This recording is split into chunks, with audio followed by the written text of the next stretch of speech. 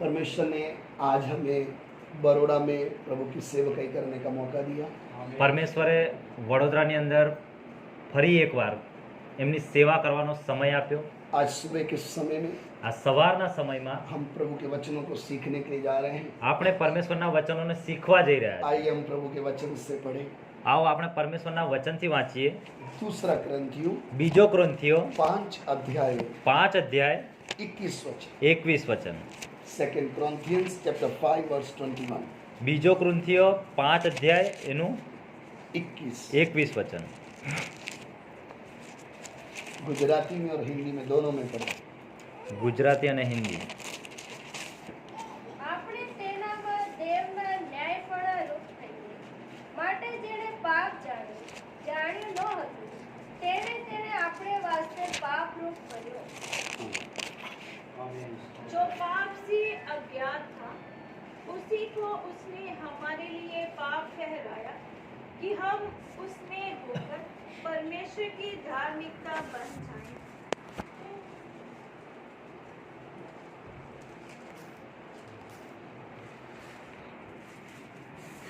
इधर प्रभु के वचन से हमने पढ़ा અહીંયા આપણે પરમેશ્વરના વચનથી વાંચ્યું છે।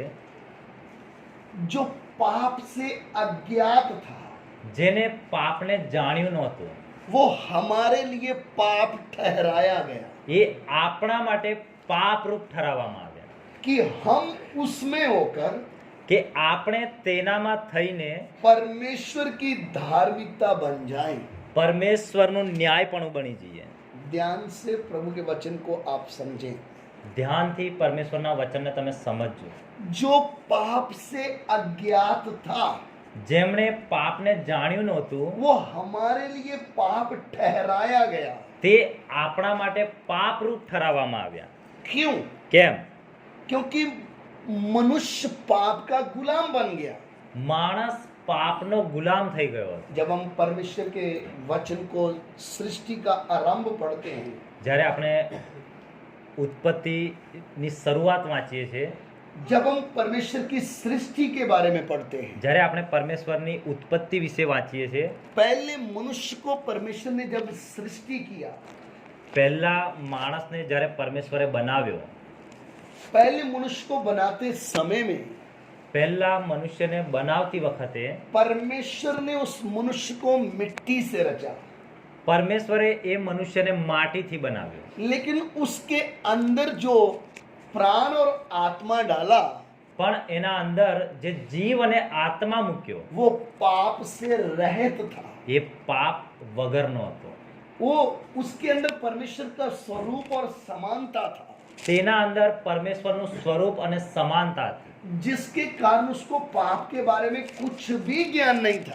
જેના કારણે એને પાપ વિશે કંઈ પણ ખબર નહોતી। पहले मनुष्य को जब परमेश्वर ने बनाया પહેલા મનુષ્યને જ્યારે પરમેશ્વરે બનાવ્યો परमेश्वर के वचन में लिखा है, आपने बहुत बार सुना है, પરમેશ્વરના વચનમાં લખેલું છે અને તમે ઘણીવાર એને સાંભળ્યું છે। आओ हम मनुष्य को अपने स्वरूप में बनाएं। આવો આપણે મનુષ્યને પોતાના સ્વરૂપ અને સમાનતામાં બનાવીએ। क्यों वो स्वरूप और समानता में बनाना है? કેમ એને સ્વરૂપ અને સમાનતામાં બનાવવાનો છે? परमेश्वर ने बड़े बड़े पहाड़ों को बनाया, પરમેશ્વરે મોટા મોટા ડુંગરોને બનાવ્યા, जंगली जानवरों को बनाया, જંગલી જાનવરોને બનાવ્યા, इतना बड़ा आकाश बनाया, આટલું મોટું આકાશ બનાવ્યું, पृथ्वी बनाई।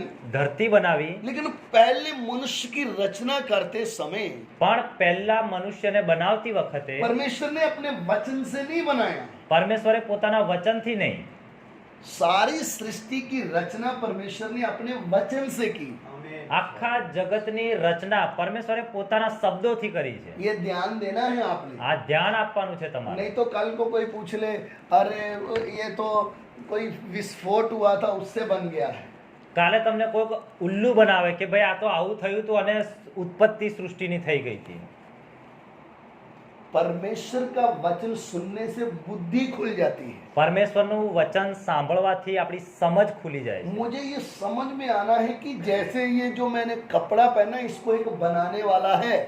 જેવી રીતે આ કપડાં જે મેં પહેર્યા છે એને બનાવનાર કોઈક છે।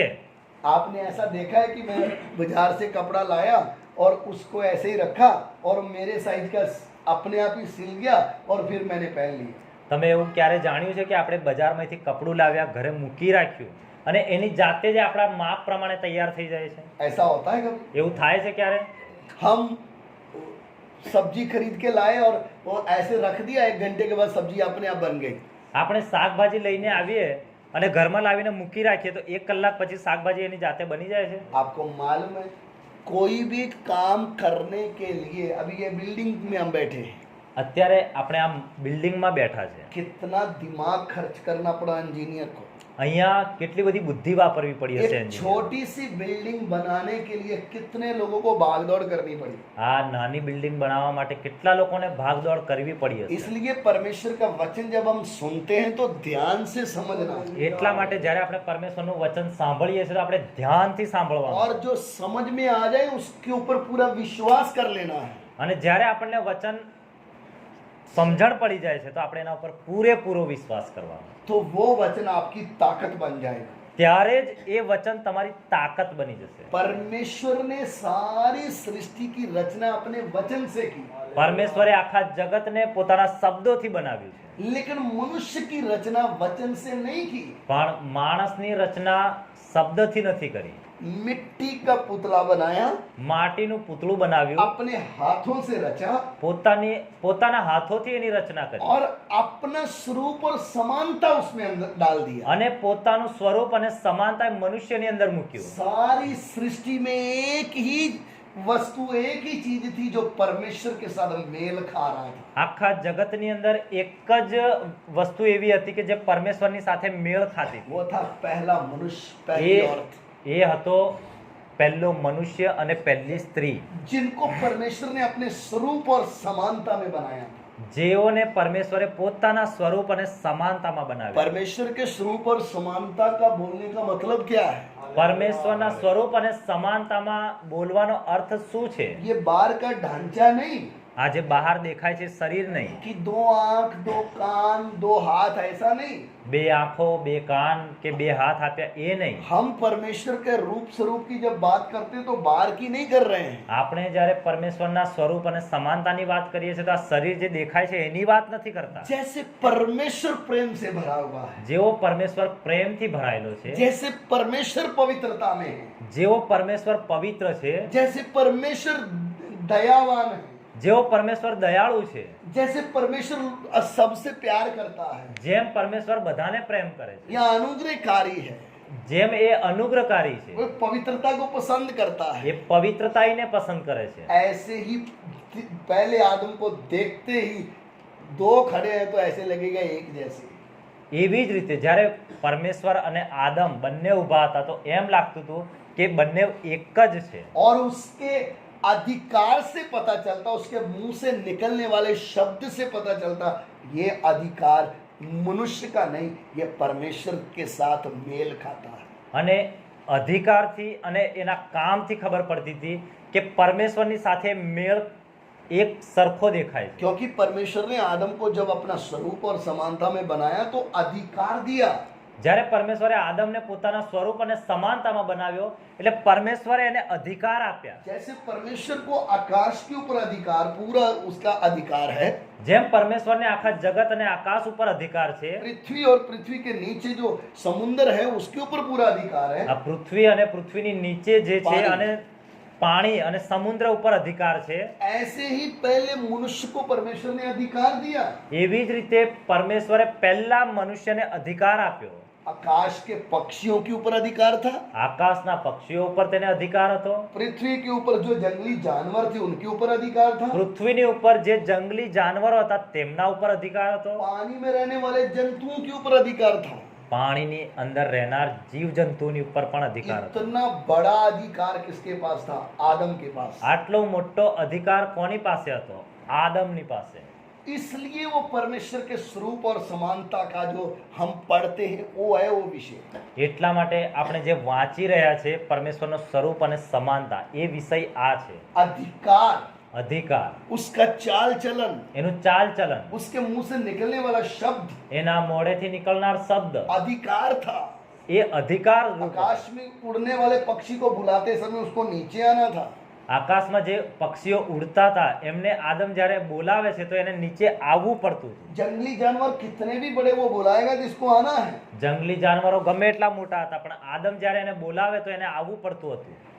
समुद्र में कितने भी बड़े जीव जंतु उसको बुलाएगा तो बात मानना पड़ेगा, દરિયાની અંદર કેટલા બધા જીવ જંતુઓ આદમ જ્યારે એને બોલાવે છે તો એમને આવવું પડે છે, मानना पड़ेगा। એમને માનવું પડે वो છે. है अधिकार, એ છે वो અધિકાર, है आत्मिक अधिकार, એ છે આત્મિક वो અધિકાર, है परमेश्वर के साथ मेल खाने वाला अधिकार। એ છે પરમેશ્વરની સાથે મેળ ખાવા વાળો અધિકાર. वो था पहला मनुष्य। એ હતો પહેલો મનુષ્ય. हमारे जैसा नहीं, हम तो पापी मनुष्य की संतान है। આપણા જેવો નહીં, આપણે તો પાપી મનુષ્ય છે. जब वो परमेश्वर के साथ चल रहा था જ્યારે પરમેશ્વરની સાથે ચાલતો હતો तब अधिकारी की तरह चल रहा था। ત્યારે એ અધિકારીની જેમ ચાલતો હતો. डर खत्म था, એના અંદર ડર નહોતો, किसी से डरता नहीं था। એને કોઈ પણ જાતની બીક નહોતી. कुछ भी वो करता था तो उसके मन में शांति थी।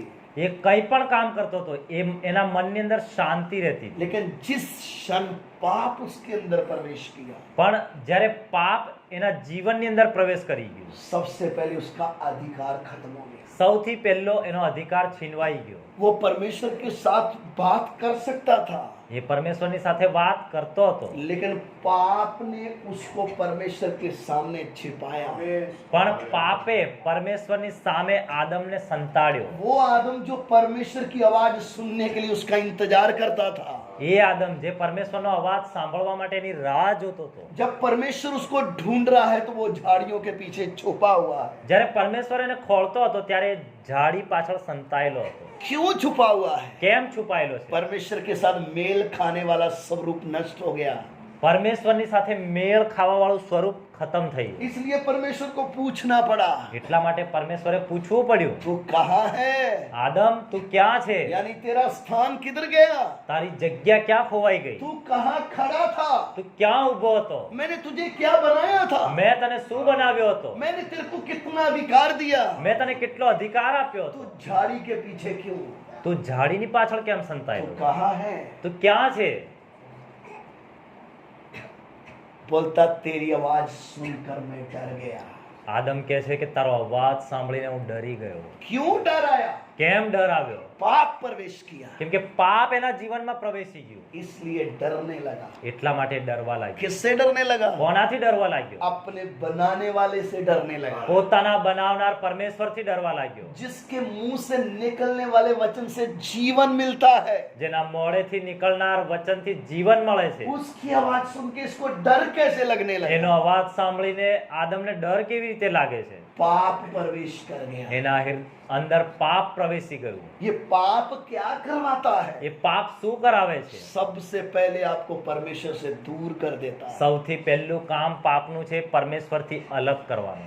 और आप कितने भी अच्छे चल रहे हैं, આપણે કેટલા પણ સારી રીતે ચાલી રહ્યા છે, जिस दिन पाप आपके जीवन में आ गया, જે દિવસે પાપ તમારા અંદર આવી ગયું, आपको बोलना पड़ेगा भैया प्रार्थना में आओगे?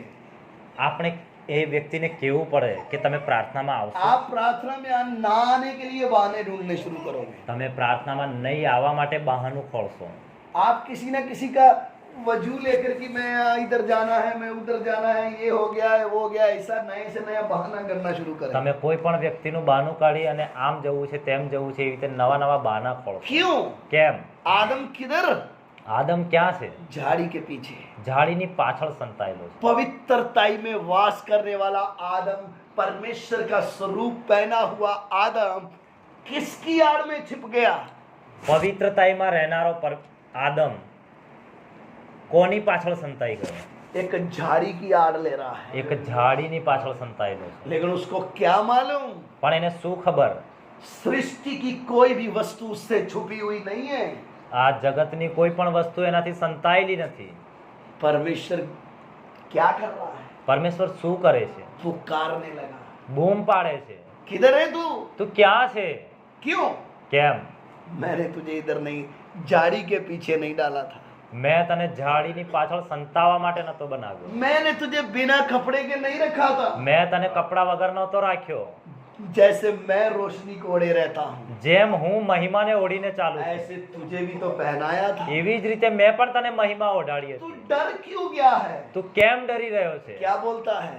શું કહે છે? मैं नंगा हूँ, એ કહે છે હું નાંગો છું, मैं तेरे सामने आ नहीं सकता હું हूँ, તારી સામે આવી નથી શકતો, मेरा वस्त्र खोया गया। મારા વસ્ત્ર ખોવાઈ ગયા છે। पाप आपके जीवन में आएगा तो જ્યારે પાપ તમારા જીવનમાં આવશે તો पवित्र परमेश्वर की उपस्थिति में आने से डर लगेगा।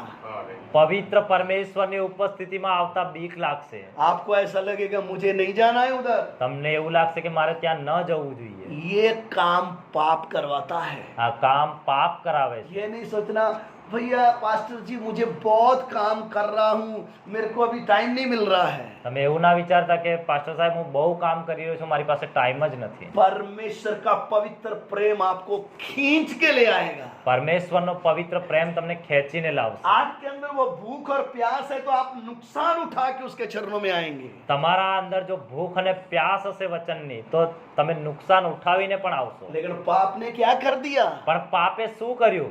परमेश्वर से मनुष्य को अलग किया, પરમેશ્વરથી મનુષ્યને અલગ કર્યો, प्रेम खत्म कर दिया। પ્રેમને ખતમ કર્યો। सबसे पहले डरने लगा।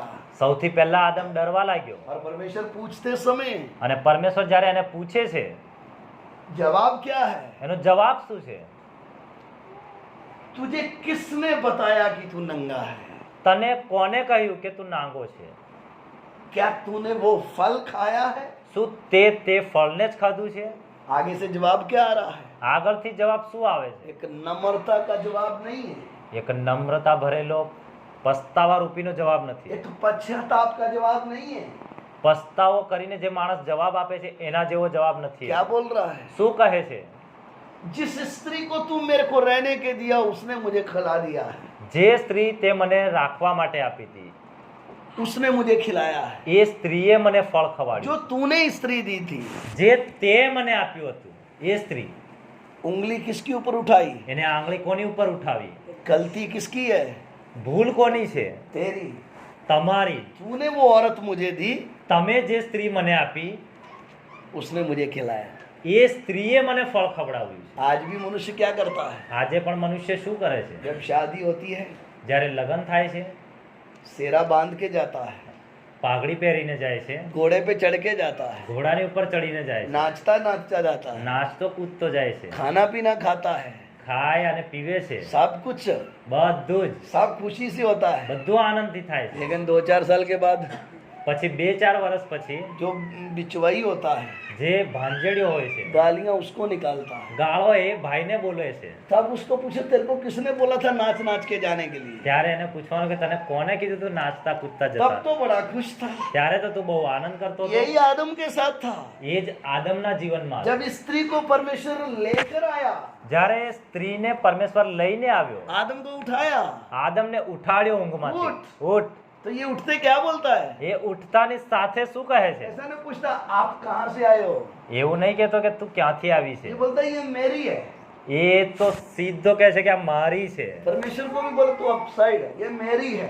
પરમેશ્વરને પણ એ સાઈડમાં ખસાવે છે, આ તો મારી છે। एक शब्द नहीं बोला कि प्रभु जी ये आपका धन्यवाद, आपने मेरा सहायक बना दिया, आपने मेरे लिए कुछ सोचा, ऐसा कुछ भी बोला नहीं। એને એક શબ્દ પણ પરમેશ્વરનો ધન્યવાદ ના કર્યો। लेकिन पाप प्रवेश करने के बाद પણ જ્યારે પાપ એના જીવનમાં આવ્યું, मेरी करता था, જે સ્ત્રીને એ મારી મારી કરતો હતો, मेरी हड्डी, મારું હાડકું, मेरा मांस મારું માંસ मेरे में से निकाली गई, મારામાંથી બનાવવામાં આવી છે। ये नारी कहलाएगी, આ સ્ત્રી કહેવાશે, ये मेरे साथ मेल खाती है। આ મારી જોડે મેળ મિલાપ ખાય છે। पाप प्रवेश करने के बाद क्या बोलता है? જ્યારે પાપ એના અંદર પ્રવેશ્યું ત્યારે શું કહે છે? तूने दी थी ना, તમે આપી હતી ને? दिया कहाँ? अभी तो लेके ही आया था, तूने कब्जा कर लिया। તને એને આપી પણ નહોતી, પણ દેખતાની સાથે જ એને હક જમાયો। आप ही बोलने का वो शब्द को आप समझना, ऐसा नहीं बोलना कि नहीं आप तो वचन से गलत बोल रहे। बोलने का मतलब देखते ही तूने फैसला कर लिया ये मेरी और मेरा मांस, मेरी हड्डी, मेरा ही सब कुछ है। એ સ્ત્રીને જોતાની સાથે એને મનમાં નિર્ણય કર્યો કે આ મારી હાડકું અને મારું જ માંસ છે। लेकिन अभी पाप आने के बाद क्या है? પણ પાપ એના જીવનમાં પ્રવેશતાની સાથે જ શું છે? तेरी गलती है। તમારી ભૂલ છે. कितने लोग क्या बोलते हैं, કેટલા લોકો શું કહે છે? बच्चे हो गए, બાળકો થઈ જાય છે, पत्नी अभी थोड़ा उम्र भी होने आया, હવે થોડી ઉંમર પણ થવા આવી. आप बोलते हैं मैं तो शादी नहीं करता तो अच्छा था, कुंवारा ही रहता. હું લગ્ન ના કરતો તો સારું હતું, કુંવારો જ ભલો હતો. कितने ऐसे महारथी ऐसे शब्द बोलते हैं, કેટલા એવા હોશિયાર અને ચતુર લોકો આવા શબ્દ બોલે છે. लेकिन उसके पहले जब शादी नहीं हुई थी तब ये दिन रात सपने में भी शादी के ख्याल लेता था. જ્યારે લગ્ન નતા થયા ને એની પહેલા તો એ સપનામાં પણ લગ્નના સપના જોતો હતો. इसलिए लोग बोलते हैं ये वो लड्डू है जो खाता है वो भी पछताता है, जो नहीं खाता वो भी. એટલા ये માટે दुनिया कहती है. એટલા માટે એક કહાવત છે કે જે પણ આ લગ્ન રૂપી લાડવો ખાય તો પણ પસ્તાય છે અને જે નથી ખાતા એ લોકો પણ પસ્તાય છે. लेकिन यदि आपके अंदर पाप प्रवेश कर गया, જો તમારા અંદર પાપ પ્રવેશ્યું, आप सीधी को उल्टी बात घुमाएंगे. તમે સીધી વાતને ઊંધી ફેરવી દેશો. जैसे कि कौन फेर रहा है, જેવી રીતે કોણ ફેરવી રહ્યું છે? परमेश्वर ने सीधा सवाल पूछा, क्या तूने फल खाया? પરમેશ્વરે એને સીધો સવાલ કર્યો કે શું તે ફળ ખાધું છે? बहने ध्यान देना इस बात के ऊपर. બહેનો ધ્યાન આપજો ખાસ કરી. कई बार पति आपसे एक बात पूछते समय आप उस चीज को कवर करने के लिए 3-4 जोड़ते हो साथ में. ક્યારેક બહેનો પોતાના પતિની એક વાતને કવર કરવા માટે એની સામે 4 વાતો કરે છે. अपने आप को बचाने के लिए एक बात प्रश्न का जवाब देने के लिए 3-4 बातें जोड़ते हो साथ में. પોતાની જાતને બચાવવા માટે પતિના એક સવાલને તમે 4 વાતોમાં પલટી નાખો. वो आपने बोला था लेकिन मैं करने ही जा रही थी, लेकिन ये हो गया वो हो गया ये हो गया वो हो गया, इसलिए मैं भूल गई. તમે મને કહ્યું તો હું કરવા જ જતી હતી, પણ મેં આ કર્યું પેલું કર્યું એમ કરતા करता હું એ કામ ભૂલી ગઈ. आदम, ध्यान रखना, आदम ने यही काम परमेश्वर के साथ किया था. આદમે પણ પરમેશ્વરની સાથે આ જ કામ एक કર્યું. सीधा सवाल पूछा गया था, क्या तूने फल खाया? એક સીધો સવાલ એને કરવામાં આવ્યો હતો કે શું તે ફળ ખાધું છે? ये खा के क्या बोलता है? એ ફળ ખાધા પછી શું કહે છે? तूने जो स्त्री दी थी उसने आके मुझे खिलाया है. તમે જે સ્ત્રી મને આપી હતી રાખવા માટે એ સ્ત્રીએ ફળ મને ખવડાવ્યું છે. क्या परमेश्वर को मालूम नहीं था? શું પરમેશ્વરને નથી ખબર? लेकिन इसका जवाब कैसा है? પણ એનો જવાબ શું છે? यानी जब पाप आपके अंदर प्रवेश कर गया, જ્યારે પાપ તમારી અંદર પ્રવેશી ગયું, पाप के आप गुलाम बन गए, જ્યારે તમે પાપના ગુલામ થઈ ગયા, आप परमेश्वर को भी नहीं छोड़ोगे. તમે પરમેશ્વરને પણ નહીં છોડો, आप उसके ऊपर भी उंगली उठाओगे. તમે એનો પણ વિરોધ કરશો. पास्टर का तो करते ही है, પાસ્ટરનું તો ઘણા બધા કરે જ છે, उसको तो बदनाम करते ही हैं. એને તો બદનામ કરે જ છે. क्योंकि क्या प्रवेश कर गया है? કેમ કે શું પ્રવેશ કરી ગયો? पहला बदनाम करने वाला कौन था? પહેલો બદનામ કરનાર કોણ હતો? आदम. આદમ. बोलता तूने दिया है. એ કહે છે તમે મને આપ્યું છે. उल्टा, पाप जीवन में आया तो आप कभी भी सीधी बात का सीधा जवाब नहीं देंगे. જ્યારે પાપ આપણી અંદર પ્રવેશે તો આપણે ક્યારે પણ સીધી વાતનો સીધો જવાબ નહીં આપીએ. आप घुमाएंगे, તમે એ વાતને ફેરવશો, आप घुमाओगे. તમે એ વાતોને ફેરવી નાખશો. एक विश्वासी के पीछे पास्टर 5 बार हॉस्पिटल गया, એક વિશ્વાસીની પાછળ પાસ્ટર 5 વાર દવાખાને ગયો, 6वीं बार नहीं जा पाया. 6ઠ્ઠી વાર એ ના જઈ શક્યા. अब क्या है? હવે શું છે? हम क्या करने जाना है उधर? અમારે એના ત્યાં શું કરવા જવું છે? हम तो उधर हॉस्पिटल में थे, वो किधर घूम रहा था कहीं.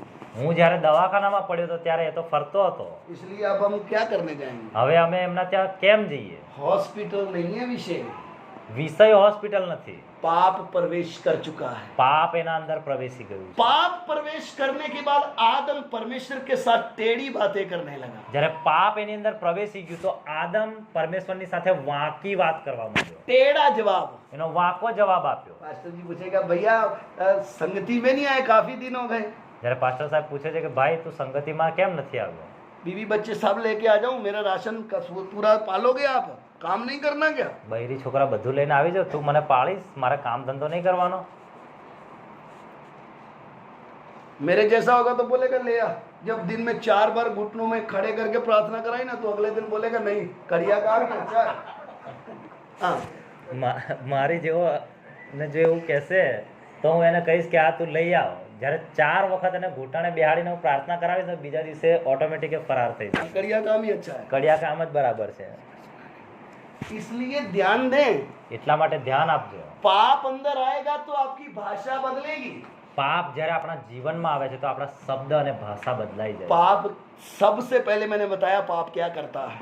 સૌથી પહેલા મેં કહ્યું તમને કે પાપ શું કરે છે. आपको डर लगने लग जाए, જ્યારે પાપ આપણી અંદર આવે ને એટલે આપણને બીક લાગે. आपके अंदर हिम्मत नहीं होगा कि मैं जाके प्रेज द लॉर्ड पास्टर जी, આપણી અંદર એ હિંમત નહીં હોય કે આપણે પાસ્ટર સાહેબને જય મસીહ કરીએ. ऐसे चेहरा छुपा छुपा के चलो दूसरे के संग मिलके मैं चुपके से निकल जाऊं, ऐसा होगा. આપણે એકબીજાની આડમાં સંતાતા સંતાતા એવું વિચારે કે હું એક બાજુથી નીકળી જઈશ. फिर बाद में फोन आया, भैया मिलके नहीं गए. अरे थोड़ा काम था ना, इसलिए ये પછી- घुमाने वाली बात है. પછી જ્યારે પાસ્ટર સાહેબ ફોન કરે અને પૂછે છે કે તમે મળવા ના રહ્યા તો આપણે એમને વાત ફેરવીને કહીએ છીએ કે થોડું કામ હતું ને એટલે जल्दी ફટાફટ बहुत थी, મારે ઉતાવળ હતી. ये घर पे सोया था એ ઘરે ઊંઘેલો હતો लेकिन किसके साथ नहीं बैठना था, પણ કોની સાથે નહોતું બેસવાનું क्योंकि पाप प्रकट होगा. કેમ કે એનું પાપ પ્રગટ ના થઈ જાય. परमेश्वर के ऊपर उंगली कब उठाता है एक व्यक्ति? પરમેશ્વરની ઉપર આંગળી ક્યારે ચીંધે છે એક વ્યક્તિ? जब उसके अंदर पाप आ जाता है. જ્યારે એની અંદર પાપ આવી જાય છે. कुछ समझ में आ रहा है? કઈ સમજણ પડે છે? सुबह के समय में वचन समझ में आ रहा આ है? સવારના સમયમાં વચન સમજણ પડે છે. पाप अंदर आएगा तो आप कभी भी अपने आप को, अगली बात, अपने आप को गलत मानोगे ही नहीं आप. જ્યારે પાપ આપણી અંદર આવશે ને તો આપણે ક્યારે પણ પોતાની જાતને ખોટા નહીં ગણીએ. नंबर 1 डर आ जाएगा. પહેલી વાત કે આપણને બીક લાગશે. नंबर 2 भाषा बदल जाएगी. આપણી ભાષા બદલાઈ જશે. नंबर 3 आप अपने आप को कभी गलत मानोगे ही नहीं. ત્રીજો નંબર, આપણે ક્યારે પણ પોતાની જાતને ખોટા નહીં માનીએ. क्यों? કેમ? क्योंकि अंदर कौन आ गया? કેમ કે અંદર કોણ આવ્યું છે? अब किसी ने आपको पकड़ लिया है. હવે તમને કોઈકે પકડી લીધા છે. इसलिए अब आप ये नहीं मानोगे कि हाँ प्रभु मैंने फल खाया, मैंने पाप किया, ऐसा नहीं बोलोगे. એટલા માટે તમે બે હાથ જોડીને નમ્ર વિનંતી કરીને એવું નહીં બોલો કે હા પ્રભુ મેં ફળ ખાધું છે, मैंने पाप किया है, મેં પાપ કર્યું છે. ऐसा नहीं बोलेगा आदम. એવું આદમ નહીં બોલે. पाप अंदर आ गया तो आपको संगति भी अच्छी लगेगी नहीं. જ્યારે પાપ આપણી અંદર આવશે ને તો આપણને સંગતિ સારી નહીં લાગે. बोले अभी उधर मजा नहीं आता. પછી આપણે એમ કહીશું કે મને તો એ સંગતિમાં મજા આવતી નથી. कौन सा मजा नहीं आता? કયો મજા નથી આવતો? जो आपको मिलना था वो नहीं मिल रहा, इसके लिए मजा नहीं आ रहा. જે તમારી મનની ઈચ્છા દ્વારા તમને જોઈતું હતું એ તમને ત્યાં નથી મળતું એટલે તમને એ સંગતિમાં મજા આવતો નથી. देखो बाकी जगह जो संगति है જુઓ બાકી બીજી જગ્યાએ સંગતિ છે उधर बोलते हैं, मांगो तो मिल जाएगा.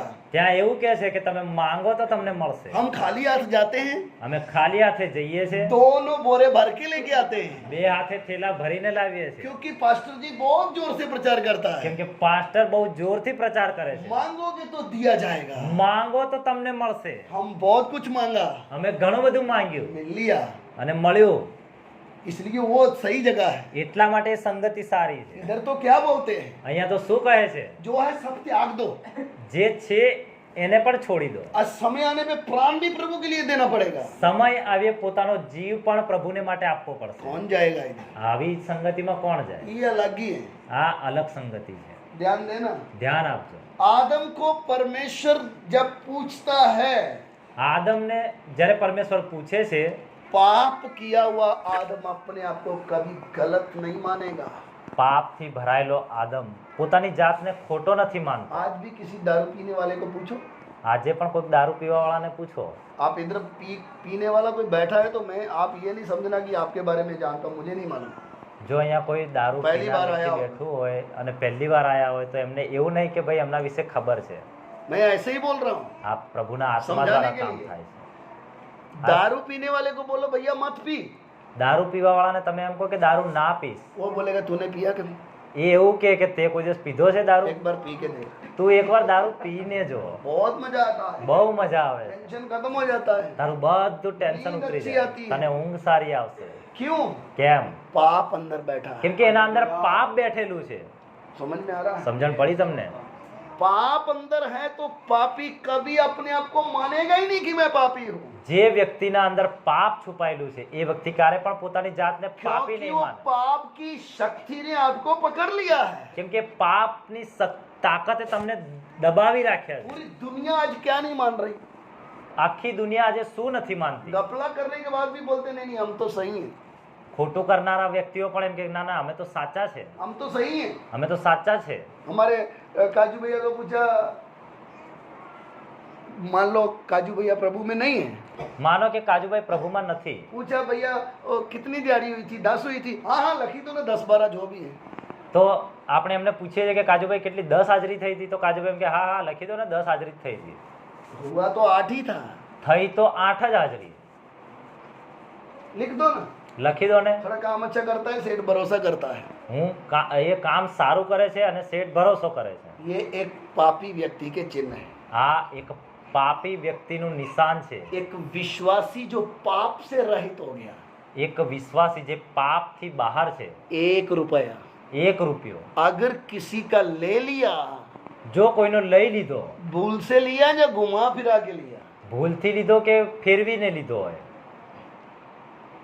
वो उसको पवित्र आत्मा बोलेगा इसको वापस करके आओ।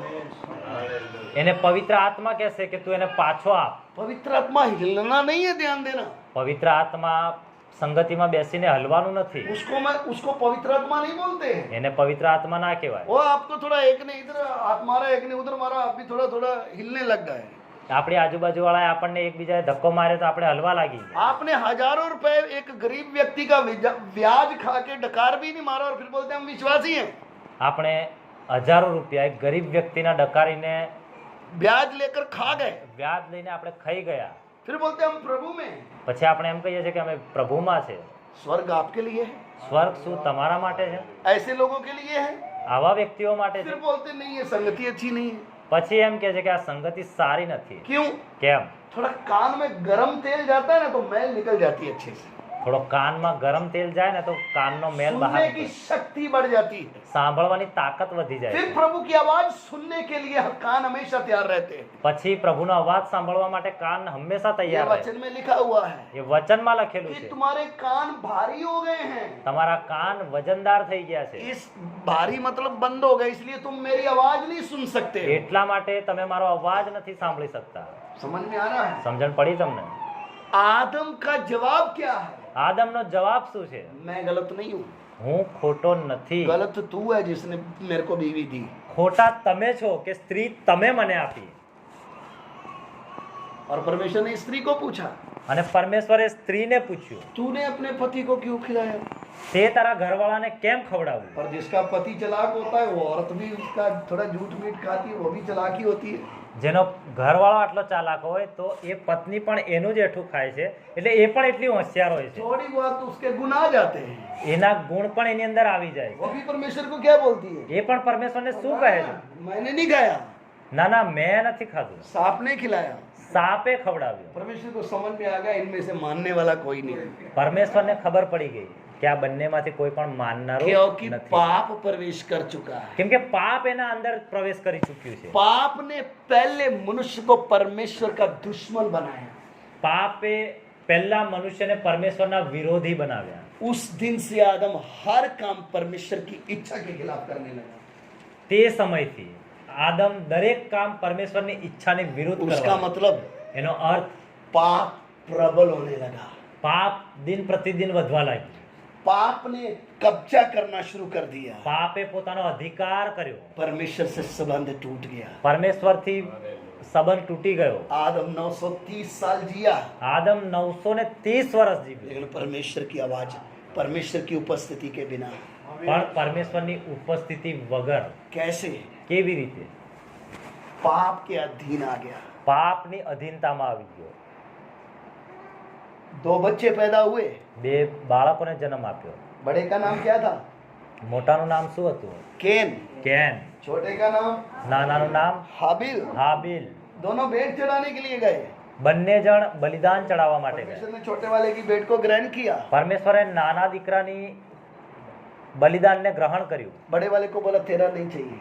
મોટાને કીધું કે તારું બલિદાન મને क्यों નથી, नहीं चाहिए? કેમ ના જોઈએ? तेरे काम ठीक नहीं है। તારા કામ સારા નથી। यदि तेरे काम सही होते જો તારા કામ સારા હોત तो मैं तेरी भेंट को और तुझे ग्रहण करता, હું તારા બલિદાનને અને તને ગ્રહણ કરતો, लेकिन मुझे तेरा नहीं चाहिए પણ મારે તારું બલિદાન ના જોઈએ, क्योंकि तेरे काम सही नहीं है। કેમ કે તારા કામ સારા નથી। इसलिए ध्यान देना, એટલા માટે ધ્યાન આપજો। आप पैसा देकर अपने पापों के काम को छुपा नहीं पाएंगे। તમે દાનમાં પૈસા આપીને પોતાના કામોને જે ખરાબ છે એને સંતાડી નહીં શકો। आप परमेश्वर को पैसे से खरीद नहीं पाएंगे, તમે પરમેશ્વરને પૈસાથી નહીં ખરીદી શકો, क्योंकि वो जलन रखने वाला परमेश्वर है। કેમ કે જલન રાખનાર પરમેશ્વર છે। वो कभी बुराई से प्रसन्न नहीं होता એ है। ક્યારે પણ ભૂંડાઈથી ખુશ નથી થતો। इसलिए हमारा जीवन, એટલા માટે આપણું જીવન, कैन ने सोचा शायद भेड़ चढ़ाने से मैं भी ठीक हो जाएगा। કે એને વિચાર્યું કે હું બલિદાન ચડાવીશ એટલે સારું થઈ જશે। परमेश्वर ने उसके बलिदान और उसको दोनों को रिजेक्ट कर दिया। પરમેશ્વર એના બલિદાનને અને એને પણ નકાર્યો। क्यों? કેમ? मुझे तेरा बलिदान नहीं, मुझे तू सही चाहिए। મને તારું બલિદાન નહીં પણ તારા જીવનનું ચાલ ચલન સારું ये જોઈએ। बात उसको अखरी, એ વાત એને ખોટી ખરાબ લાગી, क्योंकि किसके अधीन में है? કેમ કે કોની અધીનતામાં છે? पाप के अधीन में है। પાપના અધીનતામાં છે। परमेश्वर ने उसको समझाया, પરમેશ્વરે એને સમજાવ્યો पाप दीवार पे खड़ा है, પાપ તારી સામે ઊભું છે, तुझे उस पर प्रबल होना है। તારે એના ઉપર જય પામવી છે। लेकिन हुआ क्या? પણ થયું શું? पाप अंदर आया, પાપ જ્યારે એના અંદર આવ્યું, भाई के प्रति जलन आ गई। પોતાના ભાઈ પ્રત્યે એને બળતરા થયા। जलन कैसी आ गई? એને બળતરા કેવા થયા? मैं इसको मार डालूंगा। હું એને મારી નાખીશ। आपको समझ में आ रहा है पाप क्या करवा देता है? તમને ખબર પડી કે પાપ શું કરાવે છે? पाप क्या कर देता है मनुष्य को? પાપ માણસને કેવો કરી નાખે एक છે? ही बाप के दोनों बच्चे, એક જ બાપના બે દીકરા છે, एक ही खून, એક જ લોહી છે। लेकिन पाप जब कब्जा कर लिया, જ્યારે પાપનો અધિકાર એના ઉપર થયો, बड़ा वाला छोटे को मारने के लिए आ रहा है। મોટા વાળો ભાઈ નાના ભાઈને મારવા આવે છે। उसको खेत में ले जाके मार डाला। એને ખેતરમાં લઈ જઈને મારી નાખે છે। परमेश्वर कैन को पूछता है तेरा भाई कहाँ है? પરમેશ્વર કેનને પૂછે છે તારો ભાઈ ક્યાં છે? जैसे आदम को पूछा आदम तू कहाँ है? જેવી રીતે આદમને પૂછ્યું આદમ તું ક્યાં છે? आदम एक उल्टा जवाब दिया है। આદમે ઊંધો જવાબ આપ્યો। कैन को पूछा तेरा भाई कहाँ है? કેનને પૂછ્યું કે તારો ભાઈ ક્યાં છે? मैंने आपको पहले ही बताया, મેં તમને પહેલા કહ્યું पाप अंदर आएगा तो सबसे पहले भाषा बिगड़ेगा। જ્યારે પાપ આપણી અંદર આવશે તો આપણી ભાષા બગડી જશે। कैन का जवाब क्या था? કેનનો જવાબ શું હતો? मैं उसका रखवाला हूँ, હું એનો રખેવાળ છું, मैं उसका बॉडीगार्ड हूँ, હું એનો રખેવાળ છું, ચોકીદાર છું। मुझे क्या मालूम? મને શું ખબર? ये कौन बोल रहा है? એ કોણ એવું કહી રહ્યું છે? ये अपने सके भाई का कत्ल करके आया हुआ कैन परमेश्वर को जवाब दे रहा है। પોતાના સગા ભાઈને મારી નાખનાર કેન પરમેશ્વરને એવો જવાબ આપે છે। नीति के अनुसार क्या है? रिवाज के अनुसार क्या है? રિવાજ અનુસાર શું છે? बड़े को छोटे का ध्यान रखना है, મોટા ભાઈએ નાના ભાઈનું ધ્યાન રાખવું જોઈએ, उसको संभालना है, એને સાચવવો જોઈએ, उसकी रक्षा करना है। એની રખેવાળી કરવી लेकिन જોઈએ। हुआ क्या? પણ થયું શું? पाप ने करवाया क्या? પાપે શું કરવાયું? सका भाई, સગા ભાઈએ, बड़े वाले ने મોટા ભાઈએ छोटे को मार डाला। નાના ભાઈને મારી નાખ્યો। और परमेश्वर बात करते समय एक जवाब क्या है? પરમેશ્વર જ્યારે એને પૂછે છે ત્યારે જવાબ શું આપે છે? तेरा भाई कहाँ है? તારો ભાઈ ક્યાં છે? आदम का बेटा नहीं बोला, આદમનો દીકરો એવું નથી કીધું। तेरा भाई तेरा खून कहाँ है? તારો ભાઈ જે એક જ લોહી છે ક્યાં છે? किधर है? ક્યાં છે? क्या बोलता है? શું કહે છે? मैं उसका रखवाला हूँ। હું એનો નોકર ચોકીદાર છું। परमेश्वर क्या बोलता है? પરમેશ્વર શું કહે છે? समझ में आ गया। સમજ પડી ગઈ। टेढ़ा जवाब सुन के क्या समझ में आया? જવાબ ઊંધો સાંભળીને શું સમજણ પડી? क्या बोलता है? શું કહે છે? उसका खून पृथ्वी में जो गिरा है वो चिल्ला रहा है मेरे सामने। એનું લોહી જે ધરતી ઉપર પડ્યું છે એ મારી સામે બૂમ પાડી રહ્યું છે। अब तेरे ऊपर श्राप आएगा। હવે તારી ઉપર શ્રાપ આવશે। यानी पाप अंदर आएगा तो आपका विश्वासी भाई हो या कोई भी उसके प्रति आपको खार आने लगेगी। જ્યારે પાપ આપણી અંદર આવશે ને તો આપણે જે વિશ્વાસી ભાઈ છે કે કોઈ પણ એના વિરોધમાં આપણને ચીડ ચડશે। उसकी बातें आपको खाने जैसी लगेगी। એની વાતો આપણને એટલી બધી કડવી લાગશે। आपको ऐसा लगेगा इसको तो कलीसिया से ही निकाल देना चाहिए। આપણને એવું લાગશે કે આને તો મંડળીની બહાર ફેંકી દેવું જોઈએ। क्यों? કેમ? पाप प्रवेश कर गया। કેમ કે પાપ અંદર આવ્યું છે। उस दिन से मानव जाति का हालत क्या हो गया? એ દિવસથી મનુષ્ય જાતિની હાલત શું થઈ ગઈ? मनुष्य परमेश्वर का दुश्मन बन गया। મનુષ્ય પરમેશ્વરનો વિરોધી થઈ ગયો। जन्म से मनुष्य पाप में पैदा हुआ। જન્મથી મનુષ્ય પાપમાં पैदा થયો। मनुष्य अपने आप को चाहकर भी कंट्रोल नहीं कर सकता है। પોતાની જાતે ઈચ્છાથી એ પોતાને વશમાં નહીં કરી શકે। क्रोध का गुलाम, એ ગુસ્સાનો ગુલામ છે, मोह का गुलाम, એને મોહ માયા છે। सब कुछ उल्टा हो गया। બધું જ ઉલટું ફરી ગયું। सब उसके जीवन में खराब हो गया। બધું જ એના જીવનમાં ખરાબ થઈ ગયું। परमेश्वर के बारे में जानने की इच्छा खत्म। પરમેશ્વર વિશે જાણવાની ઈચ્છા ખતમ થઈ ગઈ। पाप दिन प्रतिदिन करते करते करते नरक में जाने लगा। દિન પ્રતિદિન પાપ કરતા કરતા એ નરકમાં જવા લાગ્યા।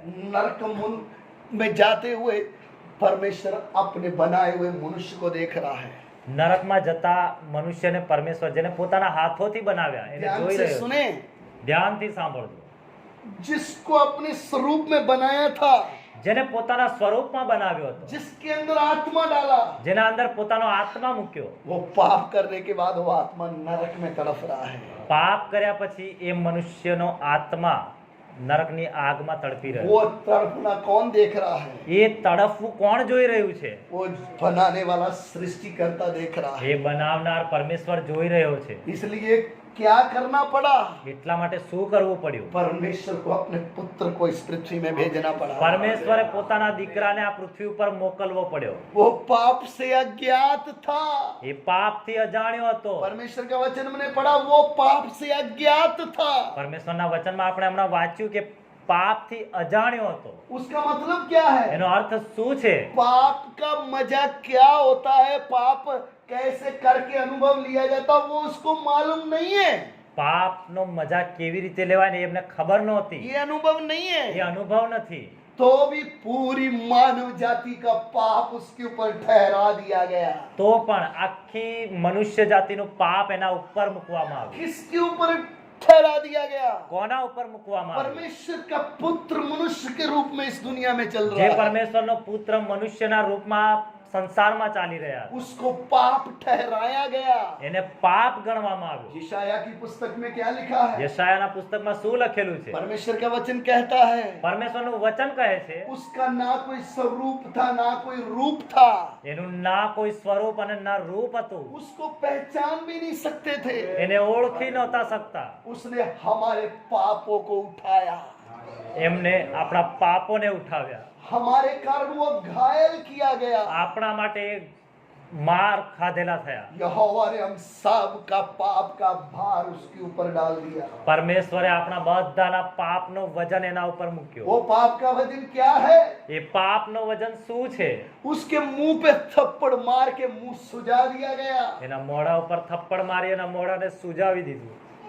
उसकी कमर में 39 कोड़े मारकर फाड़ दी कमर पूरी। એની કમર અને પીઠ ઉપર 39 કોરડા મારીને એની પીઠને ફાડી નાખી। उसकी निंदा की गई। એની બદનામી કરી। उसका तमाशा बनाया गया। એને લોકોની સામે બદનામ કર્યો। क्यों? કેમ? मेरा और आपका पाप उसके ऊपर डाल दिया था। મારો અને તમારું પાપ એના ઉપર મૂકવામાં આવ્યું હતું। मेरा और आपका जो भार था पाप का, उसको ऊपर ठहरा दिया था। મારો અને તમારો જે પાપનો વજન હતો તે એમના ઉપર મૂકવામાં આવ્યો હતો। एक भारी क्रूस उसके कांधे पर रख के એક વજનદાર લાકડાનું ક્રૂસ એના ખભા ઉપર મૂકવામાં આવ્યું। पहाड़ पर लेके जाते समय ડુંગર ઉપર લઈને જતી વખતે इतना खून बहने वाला व्यक्ति, એટલું બધું લોહી જેનું નીકળી ગયું, मुंह सूजा हुआ है, મોઢું સૂજેલું છે, कमर फटी हुई है, એની કમર ફાટેલી છે, सिर से खून बह रहा है, માથા ઉપરથી લોહી નીકળે છે। ये वजन उठा के पहाड़ की ओर लेके जा रहा है। એ વજન ઉઠાવીને પહાડ ઉપર જઈ રહ્યો क्यों છે। जा रहा है? કેમ જાય છે? ये मेरे और आपके पाप का भार उठा के लेके जा रहा है। એ મારા અને તમારા પાપોનું વજન ઉચકીને બલિદાન આપવા માટે क्यों જાય છે। लेके जा रहा है? કેમ લઈને જાય છે? क्योंकि वो आपसे प्यार करता है। કેમ કે એ તમને પ્રેમ કરે છે। क्यों स्वर्ग छोड़ कर आ रहा है? એ કેમ સ્વર્ગ છોડીને આવ્યો? हमें तो आज समझ में आया। આપણને તો આજે સમજણ પડી। हमारा जन्म लेने से पहले उसने हमारा चेहरा देख लिया था। આપણો જન્મ લેતા પહેલા એને આપણા રૂપને જોઈ લીધું હતું। उसको मालूम था एक वडोदरा सिटी होगी, એમને ખબર હતી એક બરોડા સિટી હશે, एक दाहोद होगा।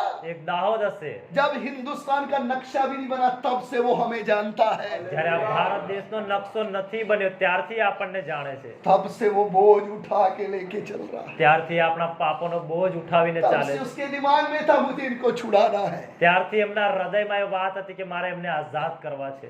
क्रूस पर 3 किलो में लटकते समय, ક્રૂસ ઉપર 3 ખિલ્લા ઉપર લટકતા उसका मजाक उड़ाते समय લોકો એનો મજાક ઉડાવ્યો।